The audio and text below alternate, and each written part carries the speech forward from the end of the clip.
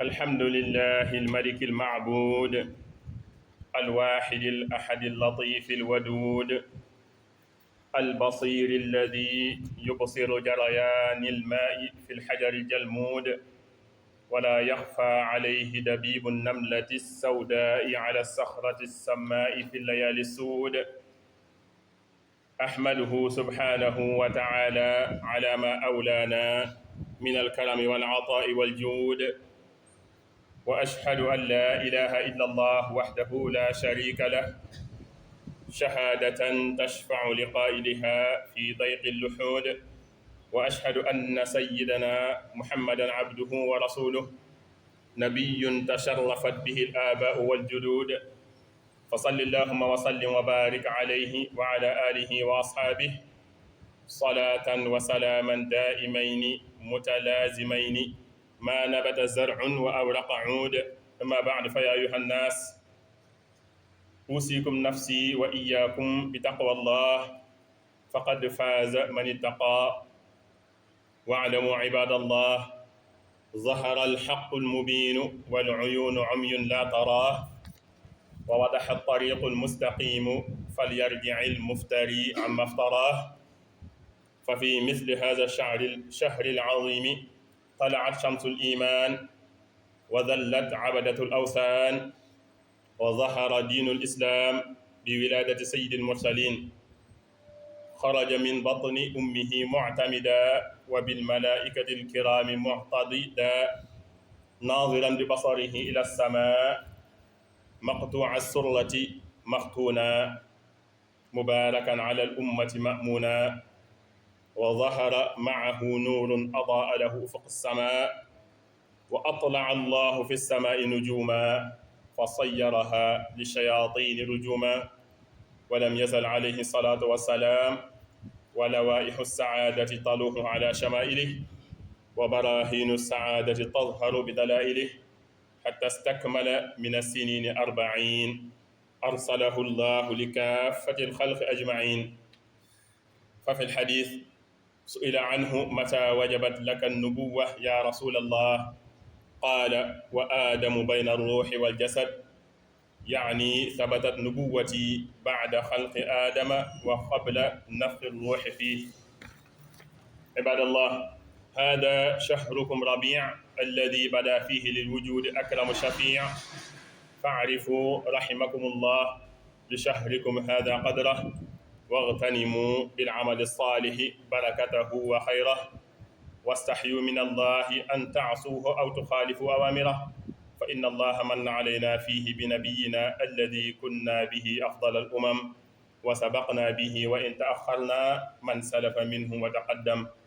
قال تعالى: كنتم خير أمة أخرجت للناس تأمرون بالمعروف وتنهون عن المنكر وتؤمنون بالله. فهذا الشهر برز فيه للوجود نبي لولاه ما تحققت الحقائق، ولا وجد شيء من الخلائق، ولا نوره ما أشرقت الأنوار، ولا عبد الواحد القهار. وبخصوص الاحتفال بالمولد النبوي الشريف، قد انقسمت آراء العلماء على قسمين: قسم يرى أن الاحتفال بالمولد النبوي الشريف مستحدث وبدعة سيئة،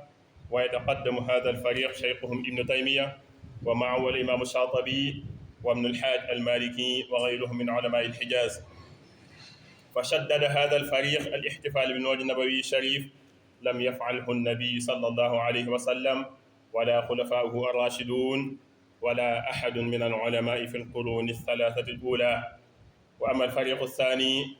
فيتقدمهم الحافظ ابن الحجر والحافظ السيوطي والحافظ السخاوي وابن عاشر المالكي وغيرهم من علماء الأمة. فهؤلاء كلهم يرون في إحياء مولد النبي صلى الله عليه وسلم الجواز والأجر العظيم من الله تعالى، وهؤلاء يستنبطون حكم المولد من نصوص القرآن وفي السنة المطهرة.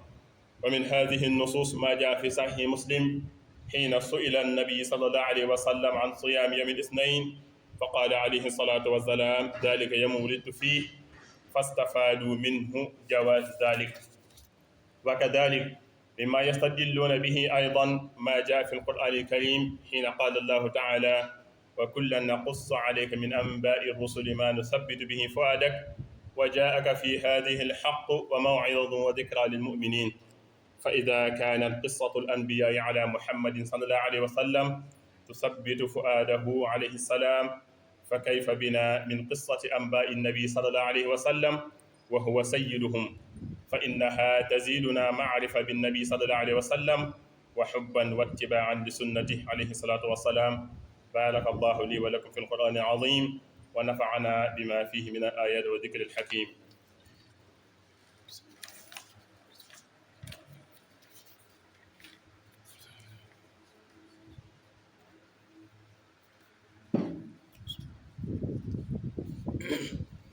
الحمد لله الذي أحلنا باتباع أعلم العالمين محلا منيفا،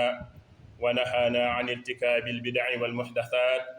وأمرنا باتباع السنة في كل الأوقات، وشرف المتبعين لسنته تشريفا، ونسأله كمال اليقين وألا نقطع العمر آمالا وتصويفا. mbokk yi ñu ngi sant yàlla suñu borom subhanahu wa taala, suñ borom mi nga xamee ne moo bind jaamam ñi, suñ borom mi wéet nekk kenn moom kii ñeewantu jaamam ñi am ci ñoom yërmande lool, suñ borom mi nga xam ne mi ngi jàkkaarloo jaamam ñi ci mbooleem lu ñuy jëf ak lu ñuy bàyyi, waaye mi ngi jàkkaarloo doji montagne yu kawe ya ndox may daw ca kaw saa yu dee taw, waaye mi ngi jàkkaarloo an nam la muy xorondom buy dox ci kaw montagne yi ak ci kaw beeñ yi, li muy lëndëm ci guddi gi yëpp suñu borom subhanahu wa taala fu xorondom teg tànkam mi ngi koy gis. ñu ngi sant yàlla suñu borom subhanahu wa taala mi ñu méngale ay xéewalu yaatoo yaatu, waaye ñu ngi seede ne amul benn buur bu ñu war a jaamu ku dul moom subhanahu wa taala te des ko bokkaaleeg dara, waaye seere soosu yàlla nay seeres koo xam ne kii dana dimbale loolu ki koy wax ci xat-xati bàmmeel. waaye ñu ngi seede ne suñu sang ba Muhammad sallallahu alayhi wa sallam ab jaamu la te ndawam la, moom mooy yonente bi nga xamee ne ay maamam ak ay mbokkam yëpp dañoo tedd lool ngir moom sallallahu alayhi wa sallam. ñu ngi julli di salmal ci moom ak ay mbokkam ak ay saxaaba ba kere bisu penc. mbokk yi ginnaaw bu loolu jàllee maa ngi dénk sama bopp dañu leen dénk ragal yàlla suñu borom subhanahu wa taala. ragal yàlla mooy nga teg sa tànk fa mu bëgg ab jaam teg fa tànkam, nga wattandiku nag lépp loo xam ne ci daf koy tere. mbokk yi ginnaaw bu loolu jàllee dëgg dafa feeñ leer nañ ñi ginnaaw bi sallallahu alayhi wa sallam ñëwee, donte bët yi gumba ñoom seen bëti xol mënuñu koo gis, waaye tariqul mustaqim dafa leer nañ ñi moom sallallahu alayhi wa sallam moom moo ko leeral. ginnaaw ba mu feeñee ñu doon jaamu ay xërëm yëpp dañoo xam ne liñ doon jaamu ak neen la, diine islam moom moo ñëw leeral ñu loolu. waaye ñu ngi ko amee ci gane juddu suñu sang bu Muhammad sallallahu alayhi wa sallam. borom xam-xam yi nettali nee nañ bi mu génnee ci biiru waajuram mu tedd ba sallallahu alayhi wa sallam, ñu ne dana jàkk daal di yëkkati gisam gi mu jëm kaw asamaan, loolu daal di nekk mandarga mu kawe xam ne kii ñëw mbiram lu kawe la. waaye leneen li gën a kiimaane ku gane àdduna jumbax bi ko yàlla bindee dafa am luñ cay dog, waaye moom dafa ñëw nekk ku set wicci ñu dogal ko ko. waaye leneen li ci dolleeku ku nekk góor dañ lay dugal li ñuy wax néegu góor, waaye suñu sang Muhammad sallallahu alayhi wa sallam jaarul foofu yëpp suñu borom moo ko indi mu set mat sëkk. mbokk yi ginnaaw bu loolu jàllee dañoo wax ne leer bu leer nañ ñi dafa ne tay jëm ci kaw asamaan, am ay biddiw yoom suñu borom subhanahu wa taala da koo teg ci kaw asamaan mu nekk liy dàq jinne yi ak saytaane yi. mbokk yi suñu borom suñu sang Muhammad sallallahu alayhi wa sallam dañut ay mbóot ak ay kiimaan di feeñ ci ay mbiram ba keroog moomu matal ñeen fukki at. suñu borom subhanahu wa taala daal koy yónni ci mboolem xeet wi. xadis ñëw na dañoo mos a laaj suñu sang Muhammad sallallahu alayhi wa sallam ñu ne ko nubuwa kañ la am ci yow, mu ne bi ñu may jox nubuwa suñu maam aadama suñu borom bind na ko, waaye gat walagul ruux gi ci moom nga dëgg nga xamee ne suñu borom subhanahu wa taala tànnoon na ko bu yàgg. mbokk yi ginnaaw ba loolu jàllee suñu weer yu ñu nekk mooy weeru Rabiin, ci lañ amee suñu sang bu tedd boobee ki nga xamee ne képp kuy ràmm ëllëg moo la gën a tedd. nañu góorgóorlu lu baax ci weeram wi màng ci ay yiw, rawatina jëf ju baax, rawatina julli ci Muhammad sallallahu alayhi wa sallam. waaye war nañoo am kersa rus lool di mooy suñu borom subhanahu wa taala ci weer wi wala ñuy bañ a topp ay ndigalam. mbokk yàlla daf ñoo xeewale ñu nekk kuntum xayra ummatin uxrijat linnaas. lan moo ñu ko may? suñu sang Muhammad sallallahu alayhi wa sallam donte ñun ñoo mujj ci xeet yi, waaye lan moo ñu ko may? dafa wax ne ta'muruna bil ma'ruf wa tanhawna anil munkar. dañoo nekk ñoo xam ne si dañuy teg seen tànk ci lu baax waaye di ko digle, ñu nekk ñoo xam dañoo wattandiku ab safaan ba noppi di ko tere. mbokk yi weeru tedd bi bu doonu toon suñu sang Muhammad sallallahu alayhi wa sallam benn loo gis ci kaw suuf doo ko fi gis, doo xam ne bindeef leneen lu mu doon. gépp leer goo gis mu leer ci kaw asamaan wala ci kaw suuf ñu ngi koy jëlee ci leer ko ñu sang Muhammad sallallahu alayhi wa sallam.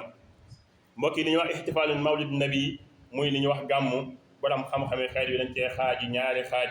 benn xaaj bi dañoo wax ne li nga xam ne mooy gàmmu dafa nekk bidaa dafa nekk lu ñu sos ndax suñu sang Muhammad sallallahu alayhi wa sallam musu koo def xulafaa u rashidun yi musuñu koo def ñu ne sax suñu sang Muhammad sallallahu alayhi wa sallam ginnaaw bi mu gënee àdduna ba ñetti xarnu jàll muy 300 years lañ koy wax ñetti téeméeri at musuñoo gis kenn ku gàmmu c'est ki leen jiite nag ki wax la mooy Ibnu Taymiya waaye am na yeneen borom xam-xam yu màgg a màgg yu ci ànd ak moom ku ci mel ne al-Hafiz Ibnu Hajar ku ci mel ne astaghfirullah ñoo wax ne kenn musu ko am Hafiz Ibnu Hajar ci boppam moom dafa wax ne gàmmu dañ koy nekk lu ñu war a def lu ñu war a rafetlu la al-Hafiz as-Sakhawi loolu la wax Ibnu Ashir al-Maliki nga xam ne ñu bëree bëri xam nañ ko moom dafa wax ne gàmmu dañ ko war a def lu ko waral mooy suñu sang Muhammad sallallahu alayhi wa sallam dañoo jëlee ci xadisam mu wax ni ñu fekk ko muy woor bisub altine ñu ne ko suñu sang lan moo tax ngay woor bisub altine mu ne bis boobu ci laa gën a adduna moo tax ma di ko màggal di ko woor léegi nag am beneen wax boo xam ne fii suñu sang Muhammad sallallahu alayhi wa sallam dañoo wax ne xadis boobu bëri na coow moo tax du ci dugg waaye wax nañ ne moom ci jëmmam sax dafa ngéntewaat boppam daal di ray ab gàtt waaye te xadis boobu bëri na coow mën na ca bañ a egsi waaye liy wérte wóor mooy alquranul karim fekk nañ fa benn aaya suñu sang Muhammad sallallahu alayhi wa sallam suñu borom di ko wax ne ko dañ lay nettali xissa yi anbiya yi la jiitu woon lan moo ko waral ngir bëgg sa xol dal ngir bëgg nga xam ne yaa nekk ci dëgg ngir bëgg nga xam ne ab yonente yàgg naa may coona sa xol di ci sedd waaye mu nekk ab mawida nekk ak waare waaye mu nekk ak fàttale gu mag ci jullit ñi mbokk yi suñu sang Muhammad sallallahu alayhi wa sallam bu ko yàlla dee nettali xissa yonente yi ko jiitu woon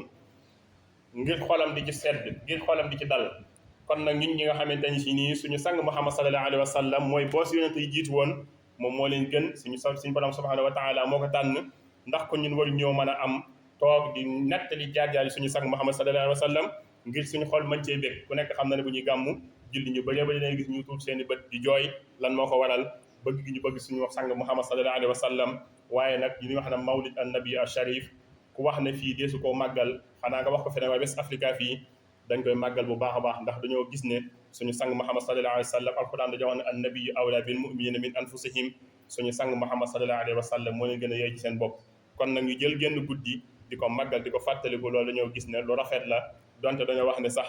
biddaa la waaye nañu bàyyi ba ñu àgg ca suñu borom subhanahu wa taala mi nga xam ne mooy fay ñu xool ndax dana fay ñu doon def mawlid nabi al sharif waaw wala déet mbokk yi borom xam-xam yi ne ci tund wi bari nañ luñ wax ci mawlid nabi al sharif am na ku wax ne fa kullu man anfaqa fi mawlidihi al musharrafi maalan bi gayri sarafi walaw bi qadri dirhami fa innahu kaman xadar yawma xunaynin wa sabar wa yawma badrin wa nasar xayral waral mufahimi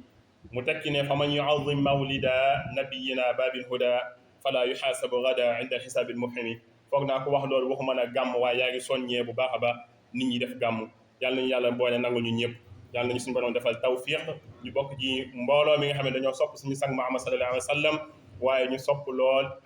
ahlu baytihi alkiram waaye nag ñu bokk ci ñi nga xam ne dañoo taxaw di leen fonk di leen warmaal ba kenn bisu penc yàlla nañu ko yàlla defal yaxfirullahu lana wa lakum wa li saa'iril muslimin amin